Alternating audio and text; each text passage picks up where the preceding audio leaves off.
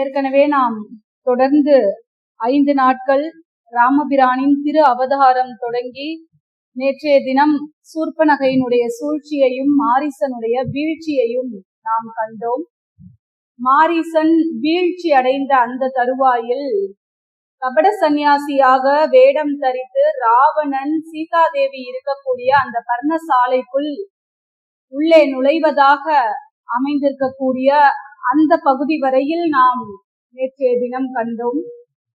இப்போது ராவணனுக்கும் சீதா பிராட்டிக்கும் எந்த மாதிரியான உரையாடல் முன்னதாக நிகழ்ந்தது, அவர் எப்படி பர்ணசாலையோடு சீதா பிராட்டியை தூக்கி சென்றார், காப்பாற்ற வந்த சடாயுவினுடைய நிலை என்ன, அதன் பிறகு ராமபிரானும் இளையபிரானும் தேடி செல்லும் போது சபரியை சந்தித்தார்கள். சபரியினுடைய வரலாறு என்ன வரலாறு, அவர்கள் எப்படி மோட்சம் அடைந்தார்கள் என்ற பகுதியை உயிர் தந்த சடாயு உயிர் காத்த சபரி என்ற தலைப்பில் நாம் பார்க்கவிருக்கின்றோம். ஏனென்றால் இந்த பகுதியில் சடாயு தன்னுடைய உயிரையே கொடுத்து சீதா பிராட்டியை காப்பாற்றினார். அதனால் தலைப்பு உயிர் தந்த சடாயு என்றும், ராமபிரான் எப்போது வருவார் எப்போது வருவார் எப்போது வருவார் என்று காத்து கொண்டிருந்த, தன்னுடைய மோட்ச பாதைக்கு செல்லாமல் சிறிது காலம் உயிரை கையில் பிடித்து காத்து கொண்டிருந்த சபரி என்பதால் உயிர் காத்த சபரி என்கின்ற ஒரு பொருண்மையில் இன்றைய தினம் தலைப்பு அமைந்திருக்கின்றது. எனவே நேற்றைய தினம் நாம் பார்த்தது போல இலக்குவன் அங்கே இடத்தை விட்டு நகன்றவுடன் சீதாதேவி பர்ணசாலைக்குள் இருக்கிறார்கள். இலக்குவன் ராமபிரானை தேடி சென்று விட்டார். ராமபிரானுடைய அந்த அபய குரல் கேட்ட மாத்திரத்தில் சீதாதேவி இலக்குவனை பார்த்து என்ன சொல்லக்கூடாதோ அந்த சொல்லை சொன்ன மாத்திரத்தில் இலக்குவனுக்கு கொஞ்சம் மனதில் நெருடல். எனவே என்னுடைய உயிரையே நான் போக்கிக் கொள்ளுவேன், இதற்கு மேலும் நீ இங்கே நின்றால் என்று சொன்ன மாத்திரத்தில் இலக்குவன் அகன்று சென்றார். எனவே 2 முக்கியமான பாதுகாப்பு வேலி ராவணனுக்கு இருந்தது. ஒன்று ராமபிரானுடைய அந்த வில், மற்றொன்று இலக்குவனுடைய அந்த பாதுகாப்பு. இந்த 2 வேலிகளையும் ராவணன் மாரீசன் என்று சொல்லக்கூடிய மாயமானினுடைய சூழ்ச்சியால் தகர்த்து விட்டார். இப்போது இருவரும் அங்கே இல்லை, சீதா பிராட்டி மட்டும் உள்ளே இருக்கிறார்கள். இந்த நிலைப்பாட்டில் ராவணன் ஒரு தவசி போல தவவேடம் பூண்டு உள்ளே வருகிறார்.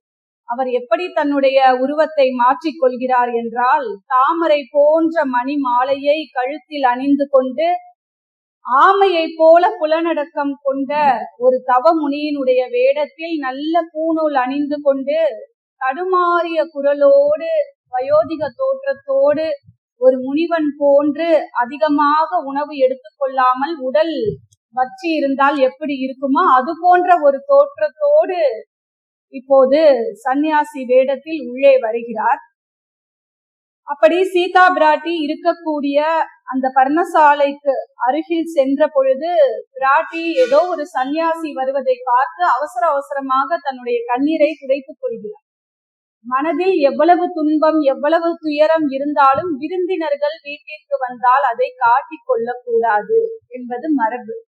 எனவே எப்பேற்பட்ட ஒரு நிலைப்பாட்டில் நம்மை தேடி விருந்தினர்கள் வீட்டிற்கு வந்தார்கள் என்றால் நமக்கு இருக்கக்கூடிய துன்பங்களை எல்லாம் நாம் மறந்துவிட்டு அவர்களுக்கு உபசரணை செய்ய வேண்டும். குறிப்பாக முனிவர்கள் யோகிகள் வருகிறார்கள் என்றால் அவர்களுக்கு ஏதேனும் நிச்சயமாக விருந்து கொடுப்பது என்பது, உண்ண உணவு கொடுப்பது என்பது நம்முடைய மரபு. எனவே அந்த மரபின் அடிப்படையில் சீதா பிராட்டி யாரோ ஒரு சன்னியாசி வருகிறார் என்று ராமபிரானுடைய அந்த அபய குரலால் ஏற்பட்ட அந்த கண்ணீரை அவசர அவசரமாக துடைத்துக் கொண்டு வெளியில் வந்து பார்க்கிறார்கள். சீதா பிராட்டி ராவணனை வரவேற்கிறார்கள். சீதா பிராட்டியை முதலில் பார்த்த அந்த ராவணனுடைய எண்ணம் என்னவாக இருந்தது? பர்ணசாலையில் இருந்து வெளியில் வருகிறார்கள். அவர் அங்கே நடந்து வருகின்ற பொழுதே பிராட்டியை பார்த்தவாறு நடந்து கொண்டு வருகிறார். சீதா பிராட்டியை பார்த்த மாத்திரத்தில் அவருடைய சிந்தனையில் என்ன தோன்றியது என்றால், இப்பேற்பட்ட ஒரு அழகி இந்த 3 லோகத்திலும் இல்லையே, இவளை பார்ப்பதற்கு என்னுடைய 2 கண்கள் போதாது என்று சிந்திக்கிறார். அதோடு மட்டுமில்லாமல் 30 கோடி வாழ்நாள் என்று சொல்வார்களே, அந்த வாழ்நாள் 3.5 கோடி வாழ்நாள் உடையவர் ராவணன் என்பது கணக்கு. எனவே அந்த 3.5 கோடி வாழ்நாளும் எனக்கு போதாது இவளோடு வாழ்வதற்கு என்றவாறு மனதில் ஏதேதோ கற்பனைகளை நினைத்து கொண்டே வருகிறார். சீதா பிராட்டியை பார்க்கிறார். பார்க்கின்ற பொழுது விண்ணுலகம் மண்ணுலகம் என்று எல்லா உலகங்களையும் தன்னுடைய கட்டுப்பாட்டில் வைத்திருப்பவர் ராவணர். இப்போது என்ன நினைக்கிறார் ராவணன் என்றால், இந்த 3 உலகத்தினுடைய ஆட்சியையும் இந்த பெண்ணிடம் கொடுத்துவிட்டு இவளுக்கு சேவகம் செய்வதே நான் என்னுடைய வாழ்க்கையாக கொண்டு விடலாமோ என்று பல்வாறான எண்ணங்களை அவர் நினைக்கிறார். நிறைய எண்ணங்கள் ராவணனுக்கு தோன்றுகிறது. ஒரு பெண் வேதனையில் இருக்கின்ற பொழுதே அவளுடைய முகம் இந்த அளவிற்கு பொலிவோடு இருக்கும் என்றால், இன்னும் மகிழ்ச்சியோடு சிரித்து கொண்டே இருந்தால் இவள் எப்படி இருப்பாள் என்றெல்லாம் பலவாறு கற்பனையை செய்து கொண்டு இருக்கிறார். அதோடு இல்லாமல் என்னுடைய தங்கை சூர்ப்பனகைக்கே இலங்கையினுடைய அரசாட்சியை கொடுத்து விடலாம், இப்படிப்பட்ட ஒருத்தியை எனக்கு தன்னால் காண்பித்ததற்காக என்றெல்லாம் சிந்தித்துக் கொண்டே அவர் அருகில் செல்கின்ற பொழுது சீதா பிராட்டி அவரை வரவேற்று ஒரு பிரம்பு பலகையை போட்டு இங்கே அமருங்கள் என்று சன்னியாசியை எப்படி வரவேற்க வேண்டுமோ அந்த முறையோடு சீதா பிராட்டி வரவேற்று அமரச் செய்கிறார். இந்த நிலைப்பாட்டில் ராவணன் வரக்கூடிய அந்த சூழலில் இயற்கையே நடுங்குகின்றன. சீதா பிராட்டியை ராவணன் நெருங்க நெருங்க நெருங்க அங்கே அருகில் வந்து அவர் சீதா பிராட்டி போட்டிருக்கக்கூடிய அந்த பலகையில் அமருகின்ற பொழுது அங்கே இருக்கக்கூடிய மலைகள், மரங்கள், பறவைகள் எல்லாம் அச்சத்தோடு நடுங்கினவா. இங்கே ஏதோ ஒன்று நிகழப்போகின்றது என்று அச்சப்பட்டு அங்கே இருக்கக்கூடிய ஒட்டுமொத்த இயற்கை சூழலும் நடுங்கியது என்று சொல்கிறார் கம்பர். எனவே இப்படிப்பட்ட ஒரு நிலைப்பாட்டில் ராவணன் வந்தவுடன் சீதா பிராட்டியிடம் சில வினாக்களை கேட்கிறார். என்ன கேட்கிறார் என்றால், இருந்தவன் யாவது இவ்விருக்கை, இங்கு உரை அருந்தவன் யாவன், நீர் யாரை என்று கேட்கிறார். இந்த இடத்தில் இருக்கக்கூடியவர் யார், இந்த இடத்திற்கு சொந்தக்காரர் யார், நீ யார் என்பதையெல்லாம் சீதா பிராட்டியிடம், யாருடைய இடம் இது என்றவாறெல்லாம் வினாக்களை எழுப்புகின்ற பொழுது சீதா பிராட்டி பொது பதில் சொல்கிறார். இங்கே இருக்கக்கூடியவர் தசரத வேந்தனுடைய புதல்வர், தாயினுடைய சொல்லை கேட்டு காடால வந்திருக்கக்கூடியவர், வன வாழ்க்கை வாழ்வதற்காக வந்திருக்கக்கூடியவர், பெயரை சொல்லவில்லை. அத்தகைய பெருமை உடைய ஒருவரை நீங்கள் அறியவில்லையோ என்று கேட்கிறார். வால்மீகியத்தில் எப்படி இருக்கும் என்றால், நான் ராமபிரானுடைய பத்தினி என்று சொல்லுவதாக இருக்கும். இங்கே கம்பர் அப்படி சொல்லவில்லை. அவருடைய பெயரை நீங்கள் அறியவே இல்லையா? அனைவருக்கும் அவருடைய பெயர் தெரியுமே. நீங்கள் முனிவராக இருக்கிறீர்கள், முனிவர்கள் அனைவருக்கும், தவசிகள் அனைவருக்கும், சன்னியாசிகளாக இருக்கக்கூடிய அத்துணை பேருக்கும் அவருடைய பெயர் தெரியுமே, ஏன் நீங்கள் அவருடைய பெயரை அறிந்ததில்லையா என்று சீதா பிராட்டி வினவுகிறாள். அந்த நிலைப்பாட்டில் ராவணன் பதில் சொல்கிறார். என்ன பதில் சொல்கிறார் என்றால், நான் இங்கே இருக்கக்கூடியவர் அல்ல, நான் வேறொரு இடத்தில் இருந்து வருகிறேன் என்று சொன்ன மாத்திரத்தில் சீதா பிராட்டி, நீங்கள் எங்கே இருந்து வருகிறீர்கள் என்று ராவணனை பார்த்து, தவ வேடத்தில் இருக்கக்கூடிய அந்த சன்னியாசியை பார்த்து கேட்டு, அப்போதுதான் ராவணனுடைய பெருமைகளை எல்லாம் ராவணனே தன்னுடைய வாயால் சொல்கிறார். வந்திருப்பது ராவணன் என்று சீதா பிராட்டிக்கு தெரியாது. நான் எங்கே இருந்து வருகின்றேன் என்றால், இந்த 3 உலகங்களையும் தன்னுடைய கட்டுக்குள் வைத்திருப்பவனுடைய இருப்பிடத்தில் இருந்து வருகிறேன். பிரம்மா, விஷ்ணு, உருத்திரன் என்று சொல்லக்கூடிய மூவராலும் வெல்லப்படாத ஆற்றல் உடைய ஒருவரிடத்தில் இருந்து நான் வருகின்றேன்.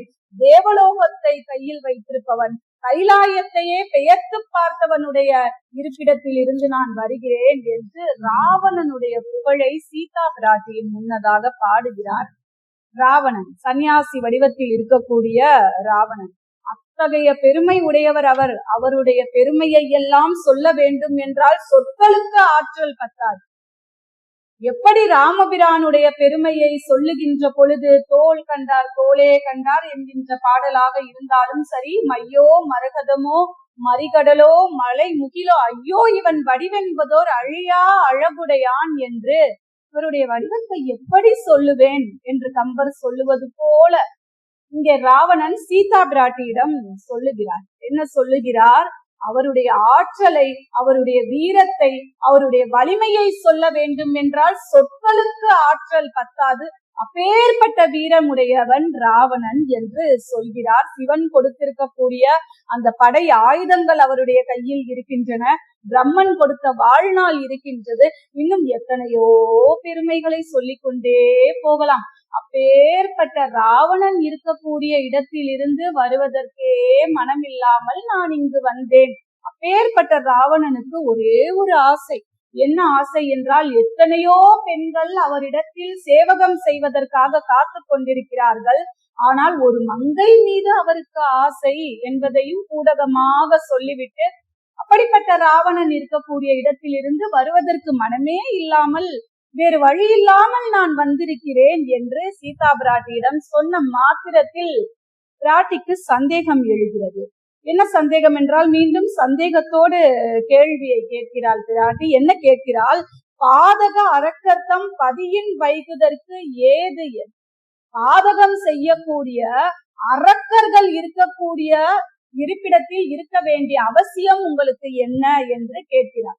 உங்களுடைய உடலையே மிகை, உடலே பாரம் என்று நினைத்திருக்கக்கூடிய சன்னியாசிகள் நீங்கள், இவ்வளவு வலிமை உடைய அரக்கர்கள் இருக்கக்கூடிய இடத்தில் உங்களுக்கு என்ன வேலை என்று. அந்த நேரத்தில் தான் ராவணன் மிக நல்லவன் என்று ராவணன், சன்னியாசி வடிவத்தில் இருக்கக்கூடிய ராவணன் பதில், அவன் மிக நல்லவர்.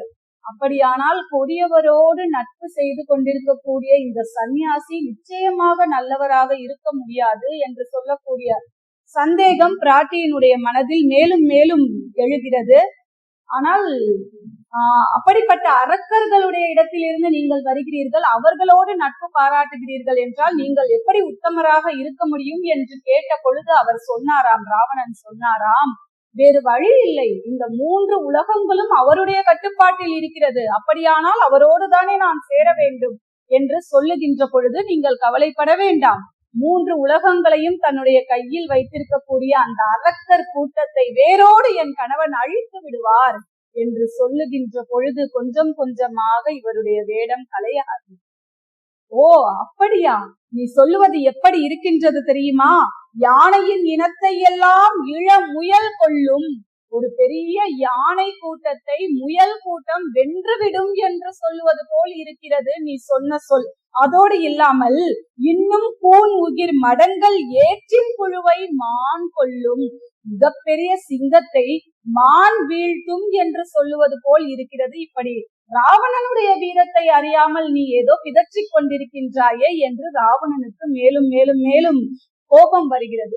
இப்போது மீண்டும் கேட்கிறாள் சீதா பிராட்டி, விராதன் கரண் இவர்களுடைய கதையை எல்லாம் நீங்கள் கேட்டதில்லையா? கரனை எல்லாம் அழித்தவர் ராமபிரான் தானே என்று கூறிய பொழுது, அவர்கள் எல்லாம் மிகச்சிறிய அரக்கர்கள், ராவணனுடைய வலிமை உனக்கு என்ன தெரியும்?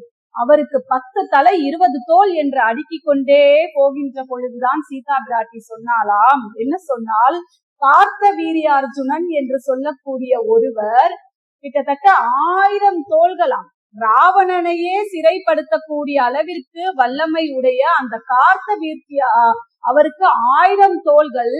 அப்படிப்பட்ட ஒருவரை பரசுராமன் தன்னுடைய கோடரியால் வெல்லவில்லையா? எனவே அதே போல் என்னுடைய பதி, என்னுடைய கணவன் ராமபிரான் நிச்சயமாக அந்த அரக்கர்களை வெல்வது உறுதி. நீ சொன்னாயே சிங்கம் மான் என்று, என்னுடைய கணவன் ராமபிரான் தான் சிங்கம், அந்த மான் கூட்டம் முயல் கூட்டமாக இருப்பது அந்த அரக்கர்கள். சிங்கமாகிய என்னுடைய பிரான் மிருகங்களுடைய அந்த அரக்கர்களுடைய கூட்டத்தை ஒழிப்பது என்பது நிச்சயம் என்று சொல்கிறார். ஒரு அழகான பாடல் வரும், அதாவது முயல் கூட்டம் சிங்கத்தின் எதிர் நிற்பதோ அதன் முறையற்ற செயலை நாம் வரவேற்பதோ என்று வரும். மயிலாடவான் கோழி தடை சொல்வதோ, மான் குயில் பாட கோட்டான்கள் குறை சொல்வதோ, முயல் கூட்டம் சிங்கத்தின் எதிர் நிற்பதோ, முயல் கூட்டம் சிங்கத்தின் எதிர் நிற்பதோ, அதன் முறையற்ற செயலை நாம் வரவேற்பதோ என்று வரும். அப்போது பாடல் பாடினால் சிறப்பாக இருக்கும் என்பதால் கொஞ்சம் கொஞ்சம் இடையிடையே பாடலை பாடுகிறேன். எனவே இப்படிப்பட்ட ஒரு நிலைப்பாட்டில் நிச்சயமாக என்னுடைய கணவன் அரக்கர்களுடைய கூட்டத்தை ஒழிப்பது என்பது உறுதி என்று சொன்னவுடன் ராவணன் அப்படியே பொங்கி கொஞ்சம் கொஞ்சமாக அவருடைய உண்மையான அந்த உருவத்தை வெளியில் கொண்டு வர ஆரம்பித்தாராம். 20 தோல் என்ன பெரிய வலிமையா என்றெல்லாம் கேட்ட பொழுது அவருக்கு அளவில்லாத கோபம் வந்துவிட்டது. ராவணனுடைய செய்கை எப்படி இருந்தது? சீதா பிராட்டியினுடைய இந்த இழி சொல்லை எல்லாம் கேட்ட ராவணன் என்ன செய்தான் என்று அவள் உரைத்தலோடும் எரிந்தன நயனம். அவருடைய 20 கண்களும் 20 திசைகளிலும் அப்படியே 8 திசைகளிலும் எரிந்து விழித்தனவா. ராவணனுடைய கண்கள் அப்படியே தீ உமிழக்கூடியதாக அந்த கண்களை விழித்து கொஞ்சம் கொஞ்சமாக தன்னுடைய உண்மை உருவத்தை வெளியில் கொண்டு வருகிறார். சென்றன திரள் தோள் வானம் தீண்டின மகுடம். மிகப்பெரிய அந்த அரக்க உருவம் எடுக்கின்ற பொழுது அவருடைய மகுடமானது வானத்தை முட்டியதாம். எல்லா திக்குகளிலும் ராவணனுடைய தோள்கள் அப்படியே பறந்து விரிந்தனவாம். பின் கை ஒன்றோடு ஒன்று அடித்த அவருடைய கரங்கள் 20 கரங்கள் ஒன்றோடு ஒன்று அடித்து கொண்டு முட்டி மோதி மிகப்பெரிய அந்த அரக்க உருவத்தை, அந்த பேருருவத்தை பார்த்த மாத்திரத்தில் யமனை பார்த்தது போல சீதா பிராட்டி அஞ்சி நடுங்கி பயந்து நின்றார்கள் என்று கம்பர் பதிவு செய்கிறார். எனவே 14 உலகங்களும் அரசாலும் பெரும் செல்வத்தை நான் உனக்கு தருகிறேன், நான் வந்திருப்பது ராவணன் என்று சீதா பிராட்டியிடம் கெஞ்சுகிறார். எல்லையற்ற இந்த உலகத்தை நான் உனக்கு தருகிறேன், நீ என்னோடு வந்துவிடு என்று சொன்ன மாத்திரத்தில் தன்னுடைய செவிகளை பொத்திக் கொண்டாளாம் சீதாதேவி. அதை எப்படி பதிவு செய்கிறார் கம்பர்? செவிகளை தளிர் கையாலே சிக்குற சேமம் செய்தனள். தன்னுடைய தளிர் போன்ற கையாலே என்ன பேசிவிட்டாய் என்று சிக்கென சேமம் செய்தன். இந்த செவியில் நல்ல சொற்களை மட்டும்தான் கேட்க வேண்டும். இந்த நாராயணனுடைய நாமத்தை மட்டும்தான் இந்த சொல்ல வேண்டும். அந்த கோவிந்தனுடைய திருமநாமத்தை தான் இந்த செவி கேட்க வேண்டும். அந்த செய்ய கரியவனை மட்டும்தான் இந்த கண்கள் பார்க்க வேண்டும். எனவே அல்லாத சொற்களை கேட்கின்ற பொழுது இந்த செவியில் அது உள்ளே போகக்கூடாது என்று சிக்குற சேமம் செய்தாலாம் சீதா பிராட்டி. கவினும் வெண்சிலை கை வென்றி காதுத்தன் கற்பினேனை புவியுடை ஒழுக்கம் நோக்காய் பொங்கு எரி புனிதர் ஈயும் அவியை நாய் வேட்டதென என் சொன்னாய் அரக்கா என்று கேட்கிறார். அதாவது மிகப்பெரிய வேள்வி நடக்கின்றது. அந்த வேள்வியில் தேவர்களுக்காக கொடுக்கப்பட்ட அந்த அபிர்பாகத்தை நாய் சாப்பிட்டால் எப்படி இருக்கும்? அது போல நீ சொல்லக்கூடிய இந்த சொல்லானது இருக்கின்றது. என்ன சொன்னாய் என்று தன்னுடைய காதுகளை பொத்திக் கொண்டாளாம் சீதா பிராட்டி. எனவே அப்பேற்பட்ட ஒரு நிலைப்பாட்டில் இதை அப்படியே நாம் ஆண்டாள் நாச்சியார் இடத்திலும் நாம் பார்க்க முடியும். மறையவர் வேள்வியில் வகுத்த அவி காணிடை திருவதோர் நரி புகுந்து கடப்பதும் மோப்பதும் செய்வது ஒப்ப. அப்படியே போத இடத்திலிருந்து சீதையினுடைய கூற்றாக மாற்றி இருக்கிறார் கம்பர். எவ்வளவு அழகானது! இதே வேள்வியில் இருக்கக்கூடிய அந்த உணவை நரி வந்து மோந்து பார்ப்பது போல் இருக்கின்றதே. மானிடவர்க்கு என்று பேச்சுப்படி நான் வாழ மாட்டேன் என்று சொன்னார். யார்? ஆண்டாள் நாச்சியார். மனிதர்களுக்கு என்று பேச்சுப்பட்டால் நான் இந்த உலகத்தில் வாழவே மாட்டேன். ஏனென்றால் அவளுடைய மனம் முழுவதும் ரங்கநாதரை சிந்தித்துக் கொண்டே இருந்தது. எனவே அப்பேற்பட்ட இதை வைத்து கண்ணதாசன் மிக அழகான பாடல், தெய்வத்தின் மார்பில் சூடிய மாலை தெருவினிலே விழலாமா, தெருவினிலே விழுந்தாலும் வேறோர் கை தொடலாமா, ஒரு கொடியில் ஒரு முறைதான் மலரும் மலரல்லவா, ஒரு மனதில் ஒரு முறைதான் வளரும் உறவல்லவா, சொன்னது நீ தானா, சொல் சொல் சொல் என் உயிரே. அப்படியே இந்த கருத்தை அப்படியே எடுத்துக்கொண்டு இந்த பாடல் அமைந்திருக்கும். எனவே இப்படி சீதா பிராட்டியினுடைய செய்கை இப்படி இருக்கின்ற பொழுது பர்ணசாலையோடு அப்படியே பெயர்த்து எடுக்க பார்த்தாராம் ராவணன். அப்படியே பெயர்த்து எடுத்து, ஏனென்றால் அவருடைய சாபம் அவருக்கு நினைவில் வந்து விட்டது. ஒரு பெண்ணினுடைய அனுமதி இல்லாமல் அவளை தொட்டால் இவருடைய 10 தலைகளும் வெடித்து இவர் இறந்து விடுவார்.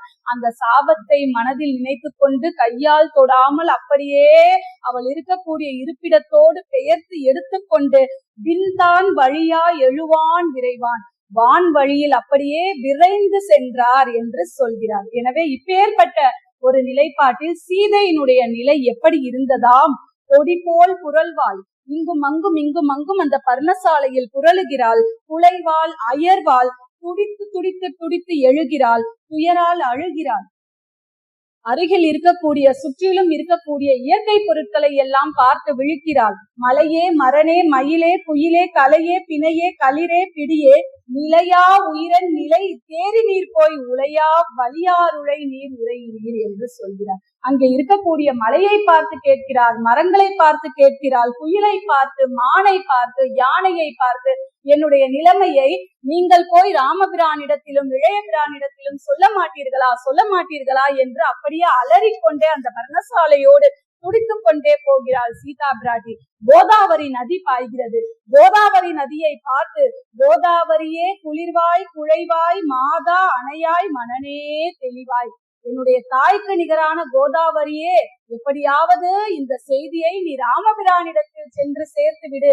ஓதாது உணர்வாருளை ஓடினை போய், ஓடி செல்லக்கூடிய நதியே, ஓடி செல்லக்கூடிய கோதாவரியே, நீதான் வினையேன் நிலை சொல்லலையோ, நான் என்ன பாவம் செய்தேனோ, நான் என்ன வினை செய்தேனோ தெரியவில்லை, இப்பேற்பட்ட கதி எனக்கு, இதை நீ போய் ராமபிரானிடத்தில் இலக்குவனிடத்தில் சென்று சொல்ல மாட்டாயா என்று நதியை தூதான்.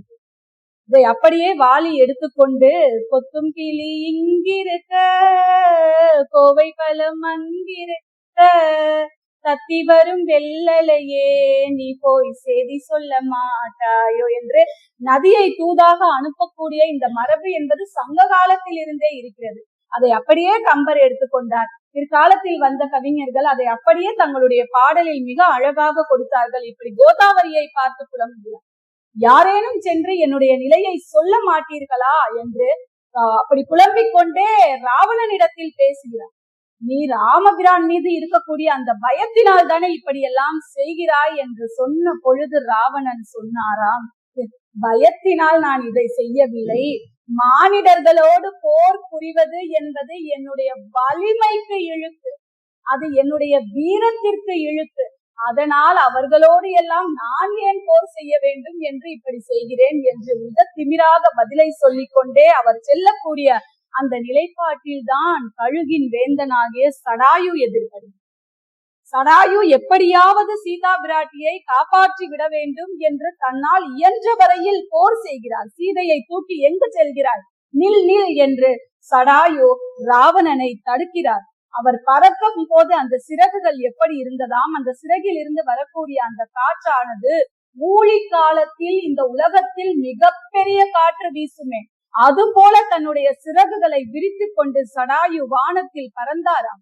ராவணன் அப்படியே தேரோடு மேலே பறந்து அழைத்து கொண்டு செல்லக்கூடிய அந்த நிலைப்பாட்டில் சடாயுவும் தன்னுடைய சிறகினை விரித்து எப்படியாவது காப்பாற்றி விட வேண்டும் சீதா பிராட்டியை, ஆழியும் உலகும் ஒன்றாய் அழிதர முழுதும் வீசும் ஊழி வெண்காற்று இது என்ன, ஒட்டுமொத்தமாக இந்த உலகம் அழியக்கூடிய இந்த பிரளய காலத்தில் வீசக்கூடிய காற்று போல நாகங்கள் எல்லாம் பயந்து ஒதுங்கினவா. அந்த காற்றினுடைய அந்த வேகமாக வானில் பறக்கக்கூடிய அந்த சடாயுவினுடைய அந்த நிலைப்பாட்டினால் சுற்றிலும் இருக்கக்கூடிய நாகங்கள் எல்லாம் ஒடுங்கின, மரங்கள் எல்லாம் பூமியில் அப்படியே படிந்து பூமியில் சாய்ந்தனவாம். திசையை எல்லாம் நான் மறைக்கிறேன் பார், என்னுடைய சிறகாலேயே எல்லா திசைகளையும் நான் மறைத்து விடுகிறேன் என்று உத்தமன் தேவியை உலகோடு ஓங்கு தேர் வைத்தன். உத்தமனாகிய ராமபிரானுடைய தேவியை நீ உன்னுடைய தேரில் வைத்து அழைத்து செல்கிறாயே, ஏகுவது எங்கே அழைத்து செல்கிறாய்? வானினோடு இத்தனை திசையையும் மறப்பேன், இந்த திசையை எல்லாம் நான் மறைத்து விடுகிறேன் பார் என்று பொங்குகிற கோபத்தோடு அப்படியே வானத்தில் பறந்து எழுகிறாய். கெட்டாய் கிளையோடும் நின் வாழ்வை எல்லாம் சுட்டாய். நீ செய்யக்கூடிய காரியம் என்ன? இப்படிப்பட்ட ஒரு செயலை நீ தொடங்கி வைத்து விட்டாய், இந்த செயலால் உன்னுடைய அரக்கர் குலமே அழிய போகிறது பார் என்று அப்படியே பேசிக்கொண்டே, பேதாய் பிழை செய்தனை பேர் உலகின் மாதா அணையாளை மனக்கொடு நீ யாது ஆக நினைத்த, இந்த ஒட்டுமொத்த உலகத்திற்கும் தாயாக இருப்பவள் அன்னை சீதை, இவளை நீ அழைத்து செல்கிறாயா என்று அப்படியே வானத்தில் பறக்கிறார் சடாயு. எண்ணம் இலாய், ஆதாரம் எனக்கு இனி யார் உளரோ, இனி உன்னை காப்பாற்றுவதற்கு இந்த உலகத்தில் ஒருவரும் இல்லை, உன்னுடைய அழிவு என்பது தீர்மானம் ஆகிவிட்டது என்று ராவணனோடு தன் கையை நம்பி, தன்னுடைய கை விரல்களை நம்பி, தன்னுடைய அழகினை நம்பி போர் செய்கிறார். சிறகு வீசி பறந்து ராவணனுடைய 10 கிரீடங்களை அப்படியே கொத்தி கொத்தி கொத்தி எடுக்கிறார். தன்னுடைய விரலினுடைய நகங்களால், தன்னுடைய அழகால் அவருடைய 10 கிரீடங்களையும் பறக்க செய்கிறார். அவர் தலைகளை எல்லாம் அழகினாலேயே குத்தி குத்தி குத்தி காயம் செய்கிறார். அவருடைய வீணை கொடி இருக்கிறது, அந்த வீணை கொடியை தன்னுடைய அழகினால் எடுத்து உடைத்து கீழே போடுகிறார். ராவணன் இதையெல்லாம் பார்த்து பெரிதாக ஒரு சிரிப்பு சிரித்தான். சடாயு செய்யக்கூடிய இந்த செயல்பாட்டினை எல்லாம் பார்த்து பெரிதாக ஒரு சிரிப்பு சிரித்து ஒரு மிகப்பெரிய அம்பினை சடாயு மேல் ஏகிறார். அந்த அம்பு எப்படி திரும்பி வந்தது தெரியுமா? விலை மாதுவினுடைய வீட்டிற்கு சென்ற ஒரு வறியவன் திரும்பி வந்தால் எப்படி திரும்புமோ, சடாயுவை பார்த்த வேகத்தில் அது திரும்பி வந்ததாம். அதே போல் கொஞ்சம் கூட இனிமையான முகம் இல்லாத ஒரு விருந்தினருடைய வீட்டில், ஒருவருடைய வீட்டில் விருந்தினர்கள் சென்றால் எப்படி வேகமாக திரும்பி வந்து விடுவார்களோ அது போல திரும்பி வந்தது என்று சொல்கிறார். எனவே தன்னுடைய அம்புகளை கொண்டு அவர் எரிந்த போதிலும் சடாயுவிற்கு ஒன்றும் நேரவில்லை. இப்படியான ஒரு நிலைப்பாட்டில் மீண்டும் மீண்டும் மீண்டும் இருவரும் போர் செய்து கொண்டே இருக்கிறார்கள். தன்னிடம் இருக்கக்கூடிய திரிசூலத்தை எறிகிறார் ராவணன். அந்த திரிசூலமும் அப்படியே திரும்பி சென்றது. இறுதியாக இவரை அழிப்பதற்கு வேறு வழியே இல்லை என்கின்ற நிலைப்பாட்டில் சந்திரகாசம் என்று சொல்லக்கூடிய சிவபெருமானால் கொடுக்கப்பட்ட ஆயுதம், அந்த ஆயுதம் ஒரு முறை எரிந்து விட்டால் நிச்சயமாக பகைவரை கொன்று விட்டுதான் அது திரும்பும். அப்படிப்பட்ட ஒரு ஆயுதத்தை கொண்டு சடாயுவை வீழ்த்தி மண்ணில் தள்ளி விடுகிறார். சடாயு அப்படியே தன்னுடைய உயிரை கையில் பிடித்து கொண்டு கீழே அப்படியே விழுகின்ற பொழுது சீதா பிராட்டி பார்த்து புலம்புகிறாள். என்ன புலம்புகிறாள்? அல்லல் உற்றேனை வந்து அஞ்சல் என்ற இந்நல்லவன் தோற்பதா, நரகன் வெல்லுவதா? ஐயோ, அல்லல் அடைந்த துன்பமடைந்த இந்த நேரத்தில் வந்திருக்கக்கூடிய அஞ்சாதே அஞ்சாதே என்று எனக்கு பாதுகாவல் செய்ய வந்த இவர் தோற்பதா, இந்த நல்லவர் தோற்பதா, அந்த அரக்கன் வெல்லுவதா என்று புலம்புகிறாள். வெல்லுவதும் பாவமோ? இந்த உலகத்தில் பாவம்தான் வெல்லுமா? வேதம் பொய்யாகுமா? வேதங்கள் எல்லாம் என்ன சொல்லி இருக்கின்றன? அறம்தான் வெல்லும், தர்மம்தான் வெல்லும், பாவம் தோற்கும் என்று சொன்னதே அது பொய்யாகி விடுமா?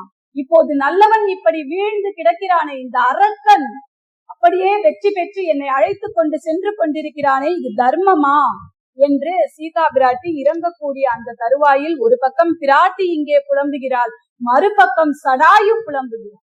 சடாயு என்ன சொல்லி புலம்புகிறார்?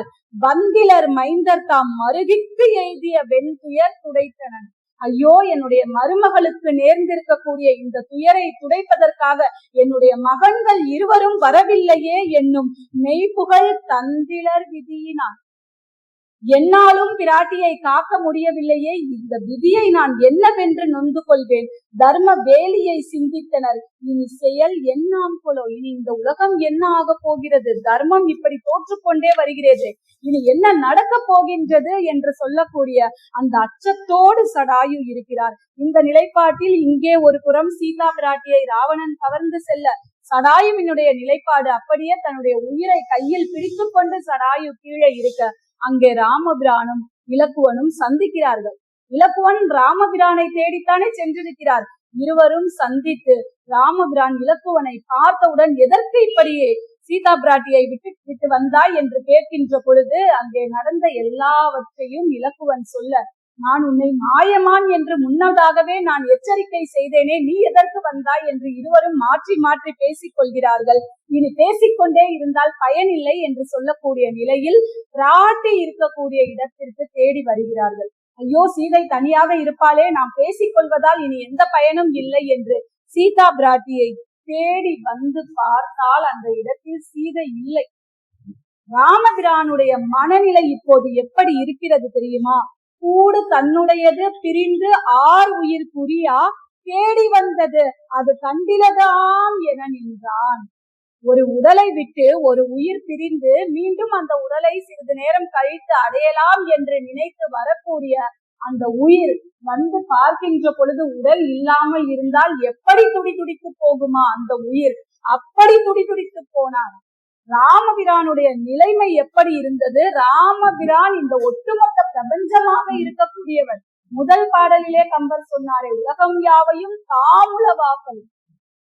இந்த ஒட்டுமொத்த உலகமாக அவர்தான் இருக்கிறார். எனவே ராமபிரான் சுழன்ற பொழுது, அவருக்கு ஒரு துன்பம் ஏற்படுகின்ற பொழுது, இந்த ஒட்டுமொத்த உலகமே சுழன்றது போல் இருந்ததாம். மண் சுழன்றது, மால் வரை சுழன்றது, மதியோர் என் சுழன்றது, சுழன்ற அவ்வெறிகடல் ஏழும் விண் சுழன்றது, வேதமும் சுழன்றது, விரிஞ்சன் கண் சுழன்றது, சுழன்றது கதிரோடு மதியும். இங்கே மண்ணும் சுழன்கின்றதாம், அந்த வானும் சுழலுகின்றதாம். ஏன், வானத்தில் இருக்கக்கூடிய சூரியன் சந்திரன் என்று ராமபிரான் அப்படியே சுழன்று தலை சுற்றி கீழே விழக்கூடிய அந்த தருவாயில் இந்த ஒட்டுமொத்த பிரபஞ்சமே சுழன்றது என்று சொல்கிறார். எனவே அந்த இடத்தில் இருவரும் தேர் சக்கரத்தை பார்க்கிறார்கள். சிறிது தூரம், அது தேர் சக்கரம் என்றால் வானத்தில் பறக்கக்கூடிய ஒரு விமான தேராக அது இருக்கிறது. எனவே அந்த தேர் சக்கரத்தை பார்க்கிறார்கள். இப்பொழுதுதான் தென் திசையை நோக்கி இந்த தேரானது சென்றிருக்கின்றது, நாம் தென் திசைக்கு நோக்கி சென்று பார்க்கலாம் என்று ராமபிரானும் இளைய பிரானும் அங்கே இருந்து தெற்கு திசையை நோக்கி நடந்து வருகிறார்கள். அங்கே பார்த்தால் இடையில் ஒரு இடத்தில் வீணை கொடி கிடக்கிறது. அந்த வீணை கொடியை எடுத்து பார்க்கிறார்கள். அது ஜடாயு தன்னுடைய அழகினால் கொத்தி இருக்கக்கூடிய அந்த அடையாளம் அதில் தெரிகிறது. இன்னும் சிறிது தூரம் நடக்கிறார்கள். திரிசூலம் ஒன்று கிடக்கிறது. அவர்கள் இருவரும் போர் செய்த போது கீழே என்ன எல்லாம் விழுந்தனவோ அவற்றையெல்லாம் எடுத்து பார்க்கிறார்கள். அந்த திரிசூலத்திலும் சடாயுவினுடைய அந்த அழகினால், அந்த நகங்களினால் கீறப்பட்ட அந்த அடையாளம் தெரிகிறது. ராவணனுடைய கவசம் கிடக்கிறது. அவர் அணிந்திருக்கக்கூடிய குண்டலங்கள் எல்லாம் அங்கே அங்கே அங்கே அங்கே சிதறி கிடக்கின்றன. நிறைய குண்டலங்கள் இருக்கக்கூடிய அவற்றை எல்லாம் பார்த்து ராமபிரான் சொன்னாராம், ஒரு அரக்கன் அல்ல, நிறைய அரக்கர்கள் இங்கே வந்து போர் செய்திருக்கிறார்கள் ஜடாயுவோடு என்று சொல்லுகின்ற பொழுது, இல்லை, இவையெல்லாம் ஒரே அளவில் இருக்கக்கூடிய குண்டலங்களாக இருக்கின்றன, ஒரே அளவில் இருக்கக்கூடிய தோல் வளைகளாக இருக்கின்றன. எனவே 10 தலைகளை கொண்டிருக்கக்கூடிய அந்த ராவணனாகத்தான் இருக்க வேண்டும் என்று இலக்குவனன் யூகிக்கிறான். சிறிது தூரம் அப்படியே நடந்து செல்கிறார்கள். சடாயுவை பார்க்கிறார்கள். அப்படியே தன்னுடைய உயிரை கையில் பிடித்துக் கொண்டு மூச்சையாகி கிடக்கக்கூடிய நிலைப்பாட்டில் சடாயுவை காண்கிறார்கள். ராமபிரான் சடாயு மேல் விழுந்து அப்படியே அழுது புரண்டு ஒரு நிமிடம் மயக்க நிலைக்கே சென்று விட்டார். பிறகு இலக்குவன் தண்ணீரை தெளித்துதான் ராமபிரானை எழுப்பினாராம். ஒரு நொடி அப்படியே உணர்வற்று ராமபிரான் கிடக்கிறான். இந்த நிலைப்பாட்டில் ராமபிரான் சடாயுவினுடைய நிலையை பார்த்து புலம்புகிறார். என்ன புலம்புகிறார் ராமன்? தம் தாதையாரை தனையர் கொலை நேர்ந்தார் முன்பு ஆரோ உலர். தன்னுடைய பெற்ற தந்தையையே கொன்றவர்கள் இந்த உலகத்தில் யாரும் இருந்ததில்லை. இன்னைக்கு நம்ம நியூஸ் பேப்பரை பார்த்தோம்னா கதை வேற. இது ராமபிரான் வாழ்ந்த காலத்தில் சொல்லப்பட்டது. பெற்ற தந்தையையே கொன்றவர்கள் என்று இந்த உலகத்தில் இதற்கு முன்னால் யாரும் இருந்திருக்க முடியாது என்று சொல்கிறார் ராமபிரான். முடிந்தான் முனை ஒருவர். என்னுடைய தந்தை தசரதன் என்னுடைய பிரிவினால் இறந்து போனான். முடிந்தான். ஏற்கனவே என்னுடைய ஒரு தந்தை இறந்து விட்டார். என் தாயே எற்காக நீயும் இறந்தனையால் அந்தோ வினையேன் அரும்பூற்றம் ஆனேனே. இப்போது என் பொருட்டு நீயும் இறந்து போனாயே. என்னுடைய தந்தைமார்களுக்கு நானே எமனாகி விட்டேனே என்று துடித்து கதறி அழுகிறார் ராமபிரான். இன்னும் புலம்புகிறார். இன்னும் என்னவெல்லாம் புலம்புகிறார்? என் தாரம் பற்றுள்ள என்னுடைய மனைவியை ஒருவர் பற்றி கொண்டு செல்ல என் ராயை சான்றோயை கொன்றானும் நின்றான். என்னுடைய தந்தைக்கு நிகரான இந்த சான்றோனை, இந்த சடாயுவை கொன்றவனும் உயிரோடு இருக்கிறான். என்னுடைய தாரத்தை பற்றி கொண்டு சென்றான் அவன். கொலையுண்டு நீ கடந்தால் வந்தால் சிலை ஏந்தி வாலி கடல் சுமந்து. இப்படி கொலை உண்ணக்கூடிய நிலைப்பாட்டில் நான் உன்னை பார்க்கிறேன். ஆனால் என்னுடைய கைகளில் இன்னும் வில் இருக்கிறது. வாலி என்றால் அம்பு, கடல் போன்ற அம்புகள் என்னிடத்தில் இருக்கின்றன. இத்தனையும் இருந்து என்ன பயன்? என்னுடைய தந்தைக்கு நிகரான சடாயுவை காக்க முடியவில்லை, என்னுடைய மனைவியை காக்க முடியவில்லை. இன்னும் என்னுடைய கையில் எதற்காக இந்த வில், எதற்காக இந்த அம்பு? எப்படி நின்றானாம் ராமபிரான்? நின்றேனும் நின்றேன் நெடு மரம் போல் நின்றேன் என்று சொல்லி. நான் எப்படிப்பட்டவன் தெரியுமா? அந்த மரத்திற்கு நிகரானவன். என்னுடைய தந்தையை காக்க முடியாதவன், என்னுடைய மனைவியை காக்க முடியாதவன், ஆனால் என்னுடைய கையில் வில் இருக்கிறது, வாள் இருக்கிறது, அம்புகள் இருக்கின்றன. ஐயோ, என்னுடைய நிலைமை யாருக்கு வரும்? ஏற்கனவே ஒரு தந்தை என்னால் இறந்து பட்டான், இப்போது மற்றும் ஒரு தந்தை, ஒரு மரம் போல நான் நிற்கின்றேனே என்று புலம்புகிறார் ராமபிரான். எனவே சராயு அப்போது ஒரு செயலை செய்கிறார். என்ன செய்கிறார் என்றால், பாக்கியத்தால் இன்று என் பயனில் பழி யாக்கை போக்குகின்றேன் கண்ணுக்கு. நான் செய்த நல்ல பாக்கியத்தின் காரணமாக பயனற்ற பழி உடைய இந்த யாக்கை, இந்த உடலானது இங்கே நல்லதற்காக என்னுடைய உயிர் போய்க் கொண்டிருக்கின்றது. தன்னுயிர் புகழுக்கு விற்றோன் சடாயு. கொஞ்சமும் பயனில்லாத இந்த உடலானது, இந்த யாக்கையானது பயனற்று போய்விடுமோ என்று நினைத்திருந்தேன். ஆனால் என்னுடைய உயிர் பயனுடைய உயிராக ஆகிவிட்டதே. புண்ணியரே வம்மின், புண்ணியம் செய்த என்னுடைய மைந்தர்களே, என் அருகில் வாருங்கள். தாக்கி அரக்கன் மகுடத்தலை தகர்த்த மூக்கினால் உச்சி முறைமுறையே மூக்கின்றான். அந்த அரக்கனுடைய மகுடங்களை தன்னுடைய மூக்கினை கொண்டு, தன்னுடைய அழகினை கொண்டு தகர்த்தானே, அதே மூக்கினை கொண்டு ராமபிரானையும் இளைய பிரானையும் முகர்ந்து பார்த்தாராம்.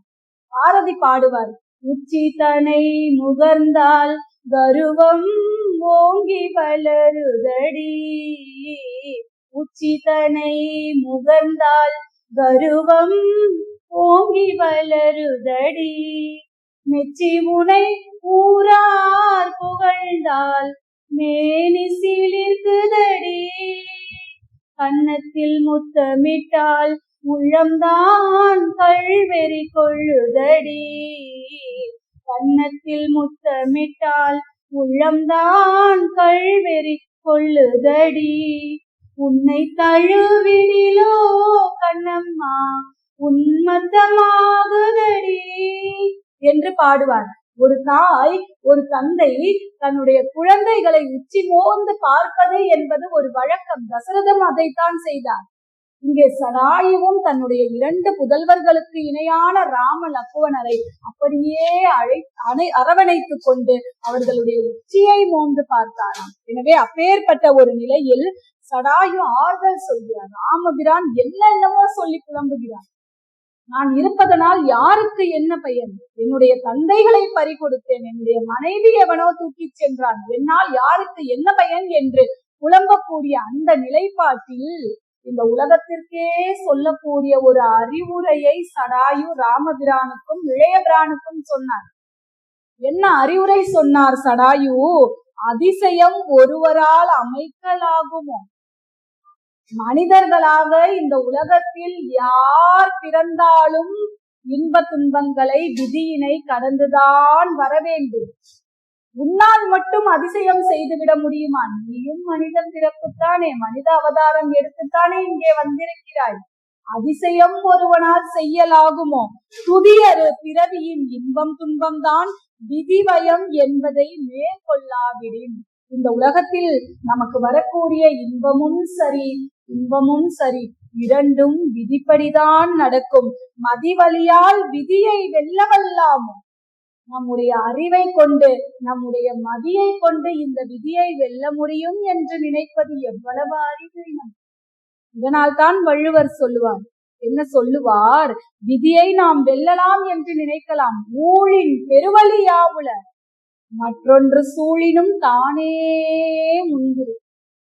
இந்த விதியை காட்டிலும் வலிமையானது இந்த உலகத்தில் எதுவுமே இல்லை. அந்த விதியை வென்றுவிடலாம் என்று ஏதாவது ஒரு வழியை தேடி நாம் சென்றால் அந்த வழியில் விதி வந்து காத்து கொண்டு நிற்குமா? ஒரு போலீஸ் கிட்ட இருந்து தப்பிச்சு போயிடலாம் அப்படின்னு சொல்லிட்டு இன்னொரு சந்து வழியா போனா அங்க ஒரு போலீஸ் அதையே நிற்கு. இதுதான் விதி. காவலனுடைய கையால் தான் ஒருவர் மரணம் எய்த வேண்டும் என்று விதி இருந்தால் அதை யாராலும் தடுக்க முடியாது. அதனால் தான் வள்ளுவர் சொல்கிறார், ஊழின் பெருவழியாவுல. அதே வள்ளுவர் இன்னொரு குறட்பாவில் ஊழையும் உப்பக்கம் காண்பார் என்று சொல்வார். யாரெல்லாம் தளராத முயற்சியோடு உழைக்கிறார்களோ அவர்கள் இந்த ஊழையும் உப்பக்கம், இந்த ஊழையே வெல்ல முடியும் என்று சொல்கிறார். இந்த சடாயுவினுடைய பதிலிலிருந்து நாம் அதற்கு விடை தேடுவோம். வள்ளுவர் தான் சொன்னார், விதியை காட்டிலும் ஊழை காட்டிலும் வலிமையானது இந்த உலகத்தில் ஒன்றுமே இல்லை என்று.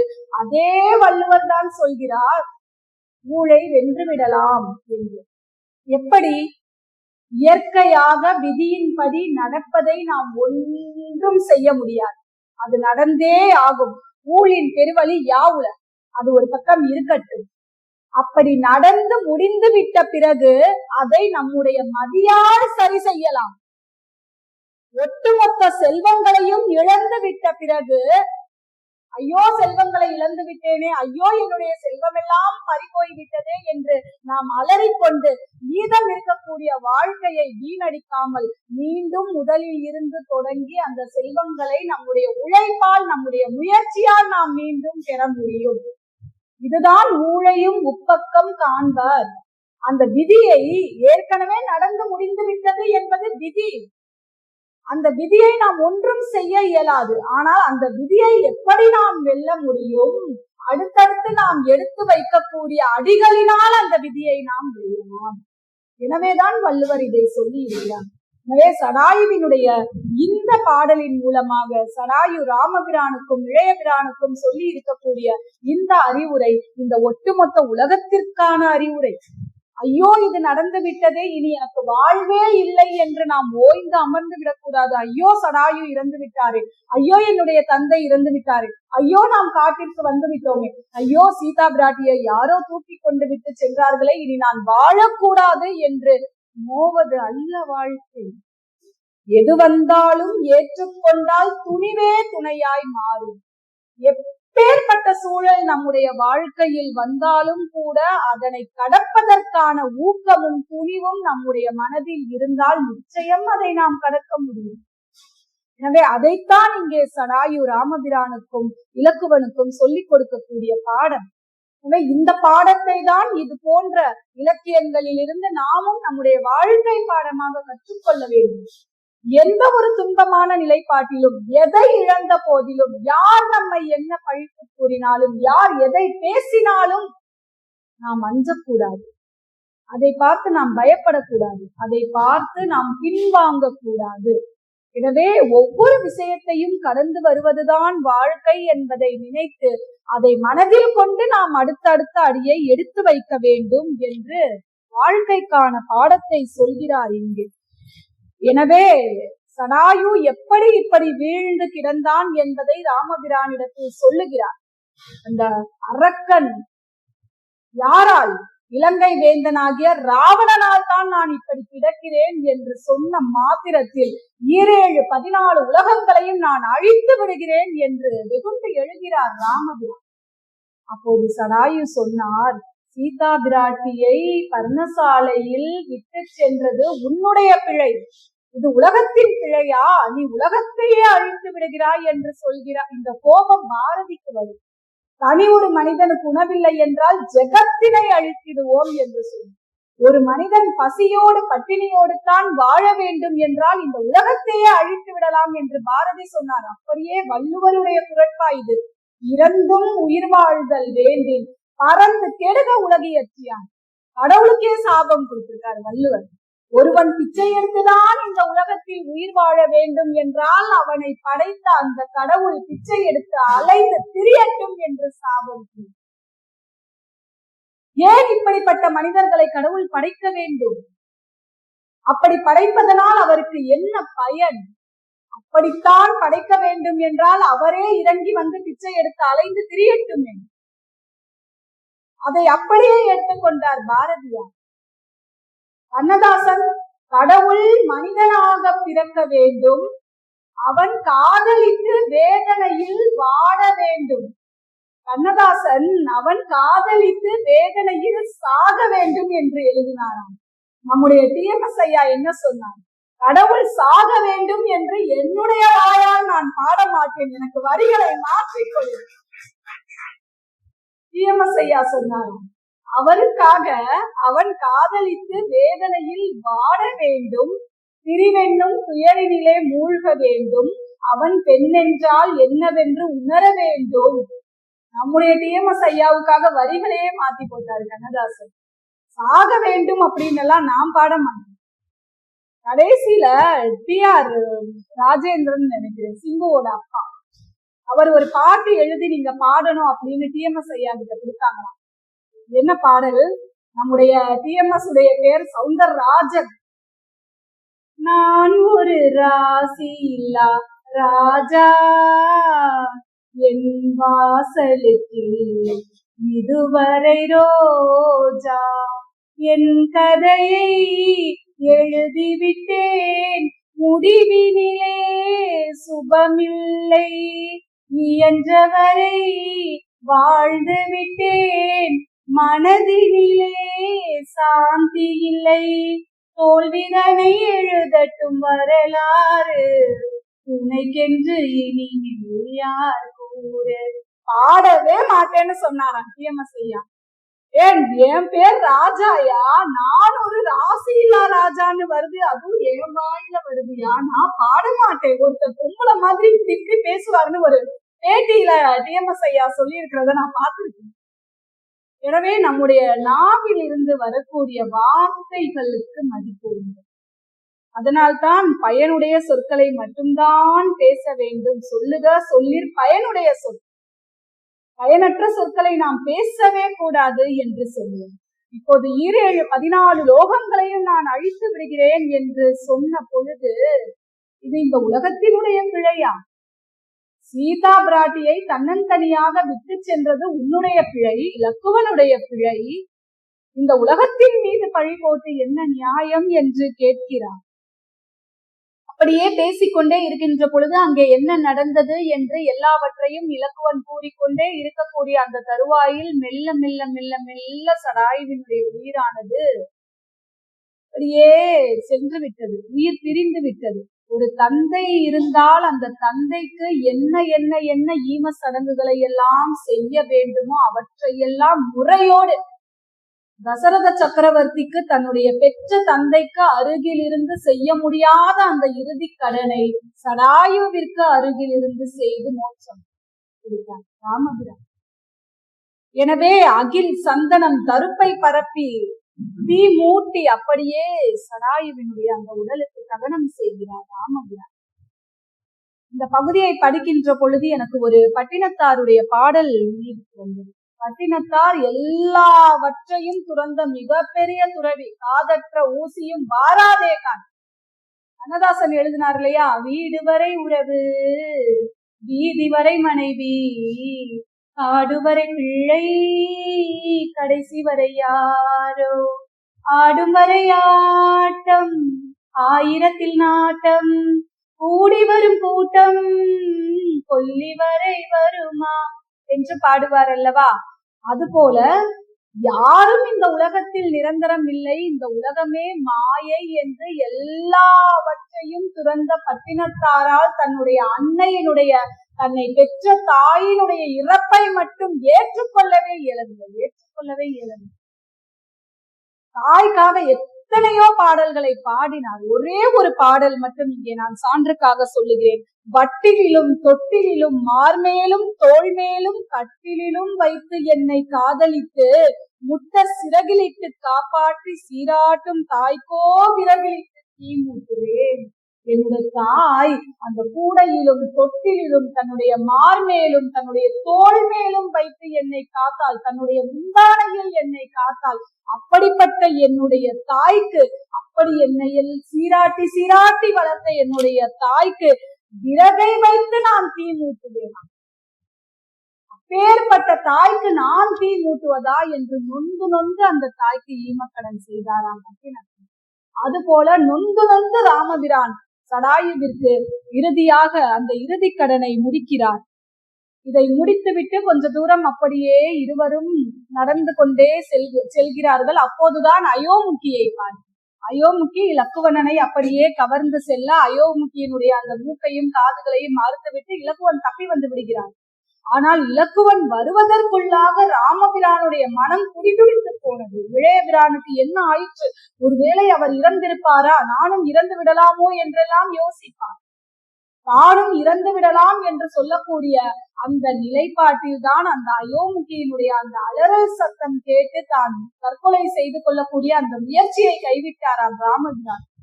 மற்றும் ஒரு பிறவி என்று ஒன்று எனக்கு அமைந்தால் இலக்குவன் எனக்கு அண்ணனாக பிறக்க வேண்டும், நான் அவருக்கு சேவகம் செய்ய வேண்டும் என்று நினைத்த காரணத்தினால்தான் கிருஷ்ணா அவதாரத்தில் இலக்குவன் பலராமனாக அவதாரம் செய்து வந்தான்.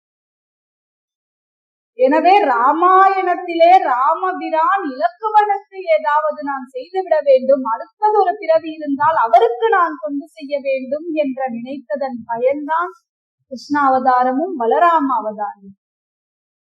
எனவே இப்பேற்பட்ட ஒரு நிலையில் அயோமுகியினுடைய அந்த படலம் முடிந்த பிறகு கவந்தன் என்று சொல்லக்கூடிய அரக்கன் வடிவில் இருக்கக்கூடிய ஒருவர் தனு என்று சொல்லக்கூடியவருடைய மகன் முனிவருடைய சாபத்தினால் அரக்கனாக தெரியக்கூடியவர். எனவே அந்த அரக்கனையும் வதம் செய்து அவருடைய சாபத்தையும் முடித்துவிட்டு அந்த கவந்தன் என்று சொல்லக்கூடிய அந்த அரக்கன் மூலமாக சபரியை பற்றி அறிகிறார். இன்றைய தலைப்பு சடாயுவும் சபரியும் தான். நேரடியாக நாம் சபரிக்குள் சென்று விடலாம். அங்கே சபரி என்று சொல்லக்கூடிய ஒரு பெண் உங்களுக்காக பல காலமாக காத்து கொண்டிருக்கிறார். ராமபிரானுக்காக காட்டில் காத்து கொண்டிருந்தவர்கள் எத்தனையோ பேர். சரவங்கன், சபரி, இங்கே கவந்தன். கவந்தனுடைய மோட்சமும் ராமபிரான் கைப்பட்டால்தான் மோட்சம் என்று அங்கே பாலகாண்டத்தில் அகலிகை காத்து கொண்டிருந்தான். இறைவன் இந்த மண் மீது அவதாரம் எடுத்து வருவார் வருவார், நம்முடைய சாபம் எல்லாம் நீங்கும் நீங்கும் என்று காத்து கொண்டிருந்தவர்கள் பலர். அந்த காத்திருப்பு பட்டியலில் மிக மிக முக்கியமான ஒரு நபர் என்றால் சபரி என்றுதான் சொல்ல வேண்டும். ஒரு வேடர் குலத்து பெண், ஒரு வேட்டுவ குலத்து பெண். அவருடைய பெயர் சபரி. இன்றைக்கு நாம் பெண்ணியத்தை பற்றி புரட்சியை பற்றி பேசிக் கொண்டிருக்கின்றோம். அன்றே புரட்சி செய்த ஒரு பெண் தான் சபரி. அப்படி சபரி என்ன செய்தார், எப்படி மோட்சம் அடைந்தார்கள் சபரி என்று அவர்களுடைய வரலாற்றை கொஞ்சம், ஏனென்றால் கம்பராமாயணத்தில் சபரியினுடைய வரலாறு அவ்வளவாக விரிவாக இல்லை. வால்மீகியத்தில் தான் இருக்கின்றது, வேறு வேறு ராமாயணங்களில் இருக்கின்றது. ஆனால் கம்பர் சபரி காத்து கொண்டிருந்தால் ராமபிரான் வந்தார், கனிகளை கொடுத்தார்கள், சுக்ரீவன் இருக்கக்கூடிய அந்த ருஷ்யமுக பர்வதத்திற்கான அந்த வழியை சொன்னார்கள். சபரி என்றதோடு முடிந்து விடுகிறது. சபரியினுடைய வரலாறு அவ்வளவாக இல்லை. ஆனால் நிச்சயமாக நாம் தெரிந்து கொள்ள வேண்டிய ஒரு வரலாறு சபரியை பற்றி வரலாறு. யார் இந்த சபரி என்று பார்த்தால், இன்றைக்கும் கூட சபரர்கள் இனம் என்று சொல்லக்கூடிய ஒரு இனம் ஒடிசாவிற்கு அருகில் இருக்கின்றது. அப்பேற்பட்ட ஒரு வேடவர் தொழிலை, வேட்டை தொழிலையே செய்யக்கூடிய ஒரு வேடவ குல பெண்ணாக அவள் பிறக்கிறாள். ராமபிரானும் இளையபுரானும் அப்படியே சபரியை தேடி நடந்து கொண்டே வருகிறார்கள். சொர்க்கபுரி போன்ற ஒரு சோலைக்கு உள்ளே, ஒரு தோட்டத்திற்கு உள்ளே நுழைகிறார்.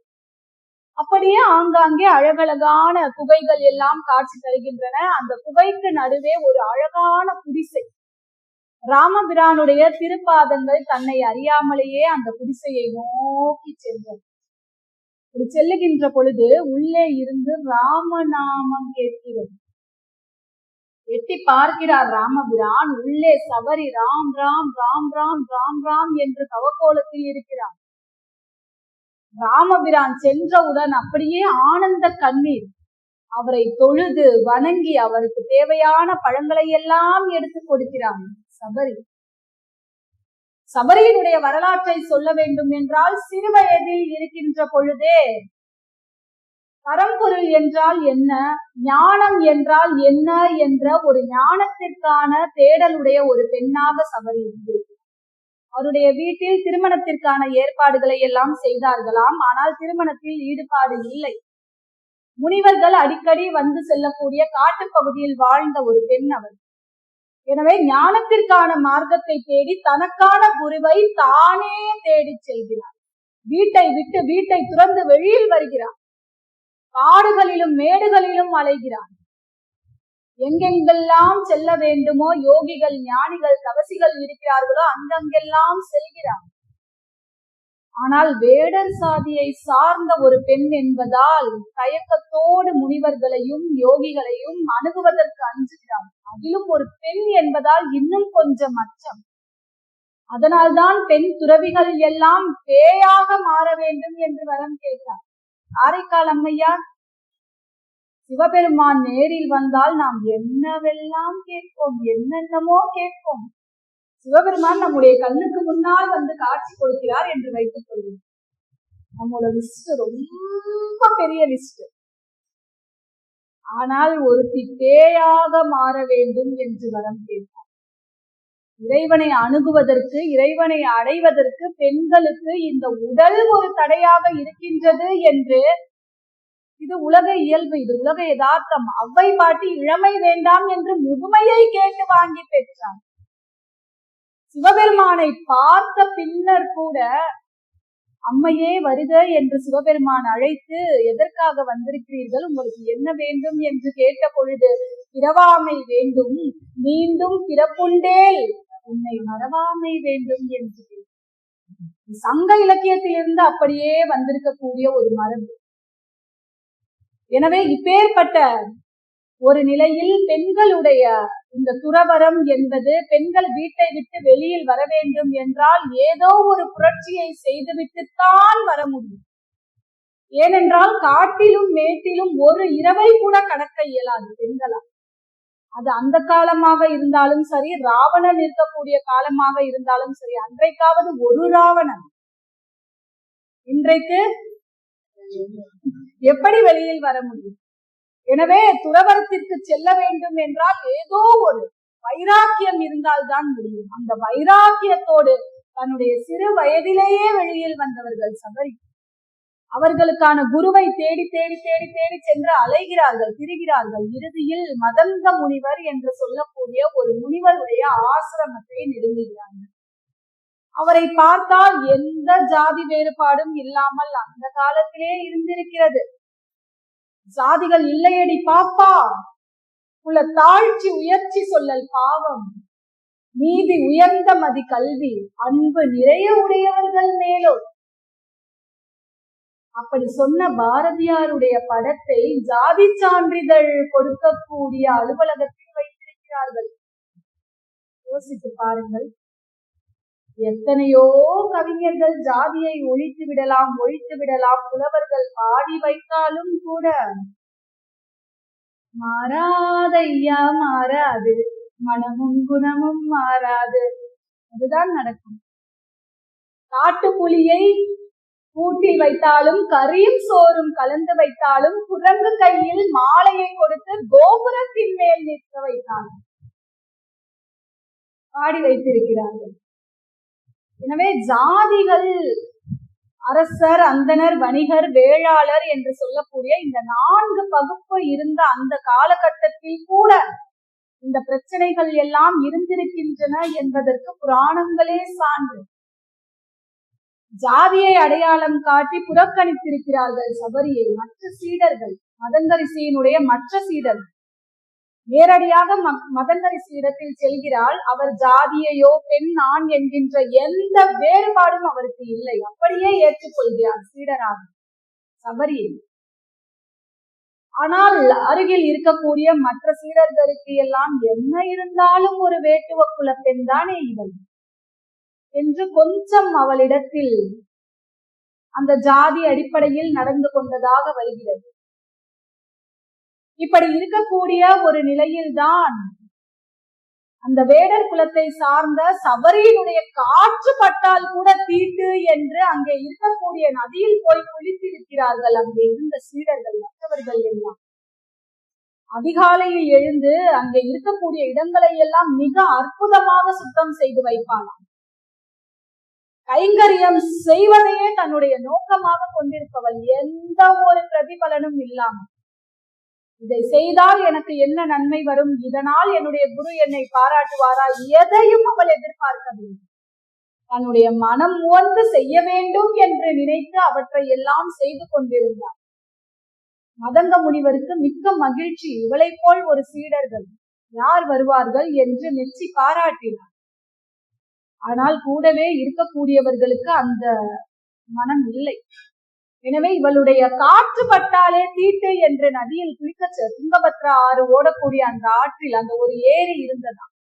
அங்கே போய் குளித்தார்களாம். இப்படிப்பட்ட மனமுடையவர்கள் எல்லாம் குளித்து குளித்து குளித்து அந்த ஆறு சேராகிவிட்டதாம்.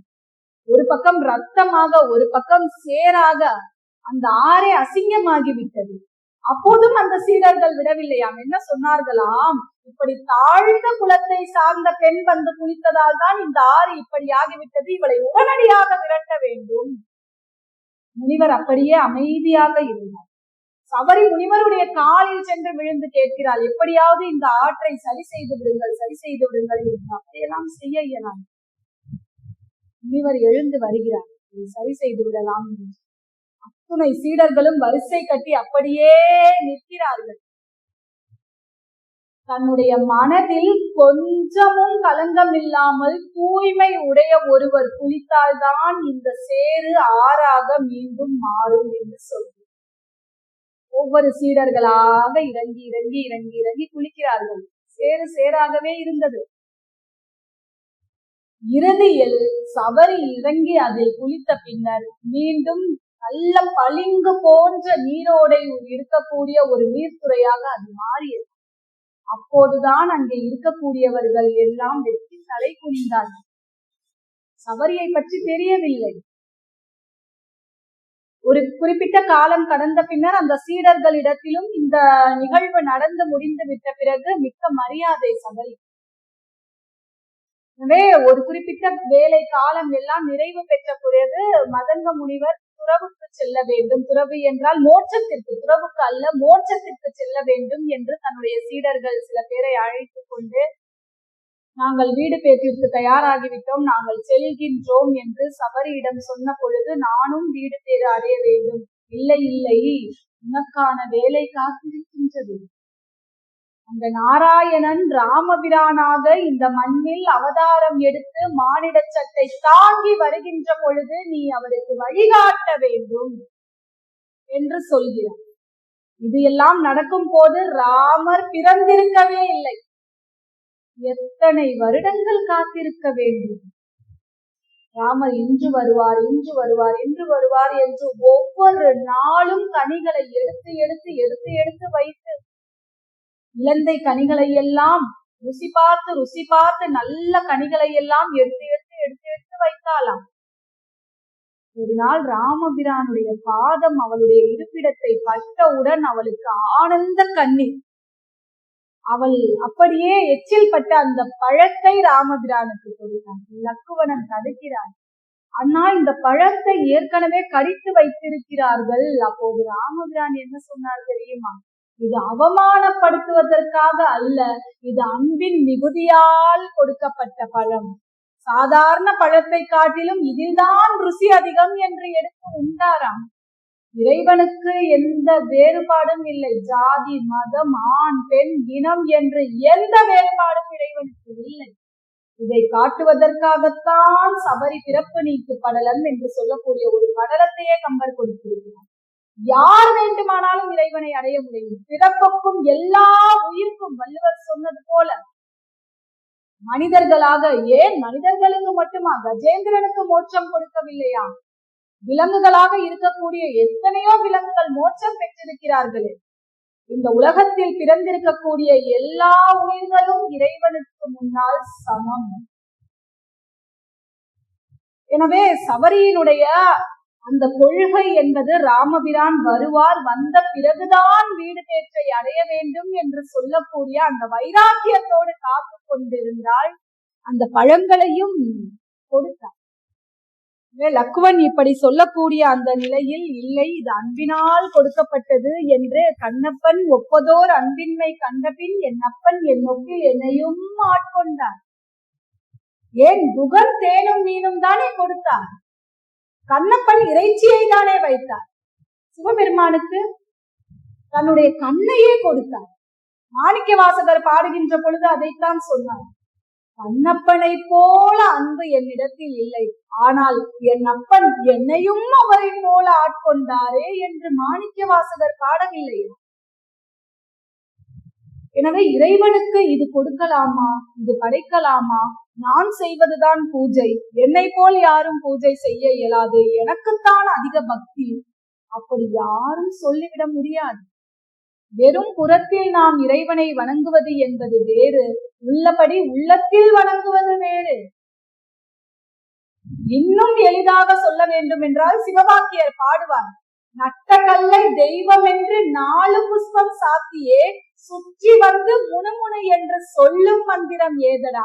நட்ட கல்லும் பேசுமோ நாதன் உள்ளிருக்கையில் சுட்ட சட்டி சத்துவம் கரிசுவை அறியும். ஒரு கல்லை நட்டு வைத்து விட்டு உள்ளத்தில் கொஞ்சமும் இரக்கம் இல்லாமல் நீங்கள் சுற்றி சுற்றி வந்து மலர்களை சாற்றி மந்திரங்களை சொன்னால் அந்த நட்டுக்கல் உங்களிடம் பேசிவிடுமா? அப்படியே நேர் எதிர்மறையாக தெய்வம் என்றால் அது தெய்வம், வெறும் சிலை என்றால் அது சிலைதான், உண்டென்றால் அது உண்டு, இல்லை என்றால் அது இல்லை. அப்படியே நேர் எதிர். எல்லாவற்றிற்கும் எது காரணம் என்றால் நம்முடைய மனம் காரணம். உள்ளம் பெரும் கோயில், ஊன் உடம்பு ஆலயம். நம்முடைய மனம்தான் கோயில். மனதில் அன்பு இல்லாமல், மனதில் கருணை இல்லாமல், மனதில் இரக்கம் இல்லாமல், மனதில் வஞ்சனை பொறாமை என்று அத்தனையையும் நாம் தேக்கி வைத்துக் கொண்டு தெய்வத்தை நாம் வழிபடுவதால் ஒரு பயனும் இல்லை. மனதில் அன்பு, மனதில் கருணை, மனதில் இரக்கம் வைத்திருப்பவர்களுக்கு தெய்வம் வடிவம் இருக்க வேண்டும் இல்லை, அவர்களுடைய உள்ளமே கோயிலாக மாறி தெய்வம் அவர்களுடைய உள்ளத்தில் வந்து அமர்ந்து விடுவார். வாரி பாடுவார். பல நூல் படித்து நீ அறியும் கல்வி, பொது நலம் நினைந்து நீ வழங்கும் செல்வம், பிறர் உயர்வினிலே உனக்கு இருக்கும் இன்பம். நம்முடைய உயர்வில் அல்ல, மற்றவர்களுடைய உயர்வில் நமக்கு இன்பம் இருந்தால் இவை அனைத்திலுமே இருப்பதுதான் தெய்வம் என்று சொல்லுவோம். ராமபிரான் எப்போது வருவார் வருவார் என்று காத்து கொண்டிருந்தாள் சபரி. ராமபிரானுக்கு சுக்ரீவன் இருக்கக்கூடிய இருப்பிடத்தை காட்ட வேண்டும். சபரியை பார்த்து சொல்கிறார், அம்மா என்று அழைக்கிறார். சபரி ராமபிரானை பார்த்து அப்பா என்று அழைக்கிறார். அருந்தவத்து அரசி தன்னை அன்புற நோக்கி, எங்கள் வருந்து துயரம் தீர்த்தாய் அம்மானை வாழி என்றால், மிக்க வருத்தத்தோடு துயரத்தோடு நாங்கள் உன்னை காண வந்தோம், எங்களுடைய துயரமே தீர்ந்து விட்டது அம்மா. சிவபெருமான் அம்மா என்று அழைத்த ஒரே பெண் அடியார் காரைக்கால் அம்மையார். ஆதியும் அந்தமும் இல்லாதவர், தாய் தந்தை இல்லாதவர், தன்னுடைய தாய்க்கு நிகராக வருக அம்மையே என்று காரைக்கால் அம்மையாரை அழைத்தார். திருஞான சம்பந்தர் திருநாவுக்கரசரை பார்த்து அப்பரே என்று அழைத்தார். அவருக்கு பெயரே அப்பர். எனவே வயதில் பெரியவர்களை பார்த்து தாயே என்று அந்த கடவுளே அழைத்திருக்கிறார். சபரியை பார்த்து அம்மா தாயே என்று அழைத்திருக்கிறார். அப்பேற்பட்ட ஒரு பெருமை புராணங்களில் ஒரு பெண்ணுடைய பாத்திரம், கதாபாத்திரம் இடம்பெற வேண்டும், இதிகாசங்களில் இடம்பெற வேண்டும் என்றால் ஒன்று அவள் தெய்வ பிறவியாக இருக்க வேண்டும், சீதா பிராட்டியை. இல்லை தேவலோக மங்கையாக ரம்பை, ஊர்வசி, மேனகையாக இருக்க வேண்டும். குறைந்தபட்சம் ஒரு அரக்கியாகவாவது இருக்க வேண்டும். ஆனால் மனிதர் குலத்தில் ஒரு வேட்டுவ குலத்தை சார்ந்த ஒரு பெண் புராணங்களில் வந்திருப்பது என்பது மிக சொற்பமானது.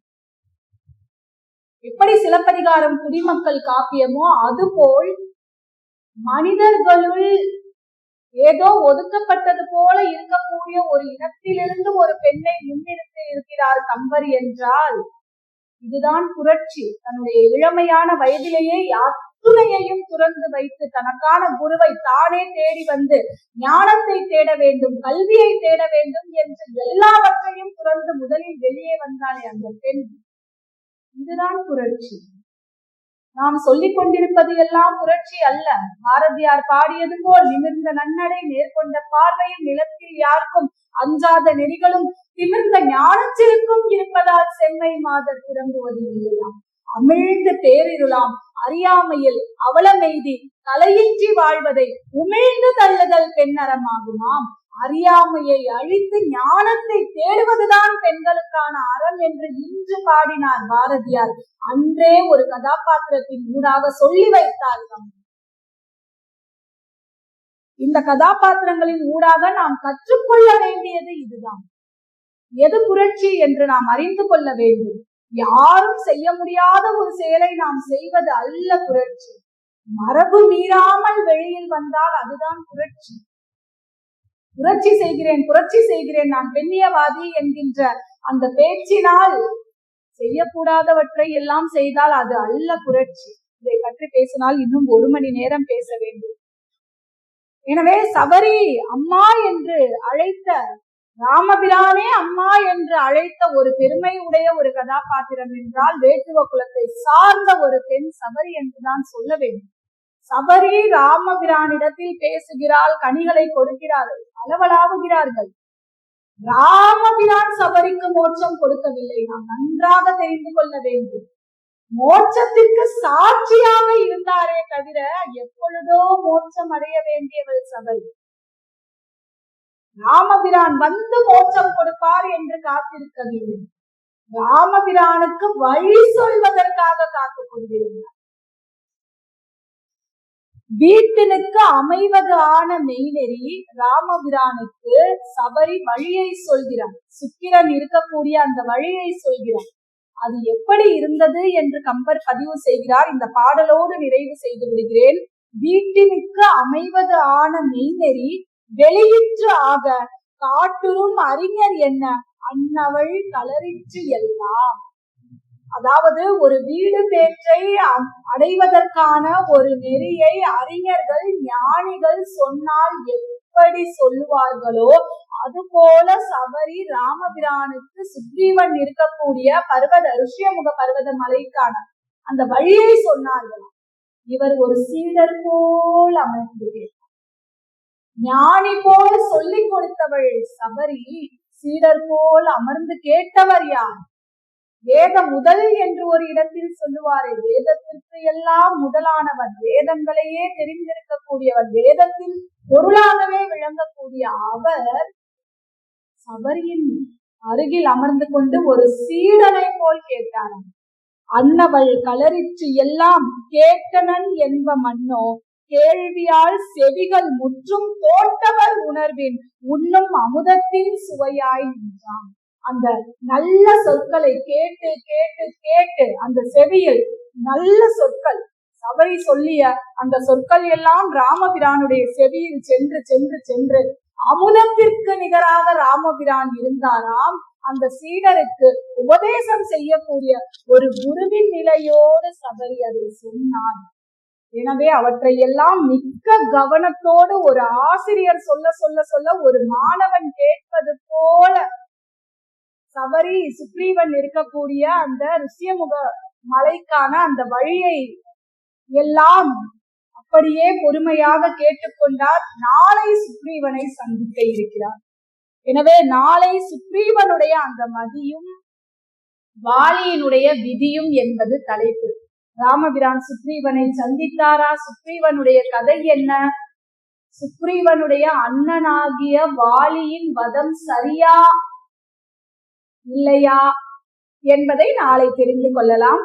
இதுவரையிலும் என்னுடைய உரையை மிக பொறுமையோடு கேட்ட ஆண்டோர் பெருமக்கள், ஆஸ்திக பெரியவர்கள் அத்துணை பேருக்கும் என்னுடைய மனம் கனிந்த நன்றிகளை தெரிவித்துக் கொள்கின்றேன். நன்றி.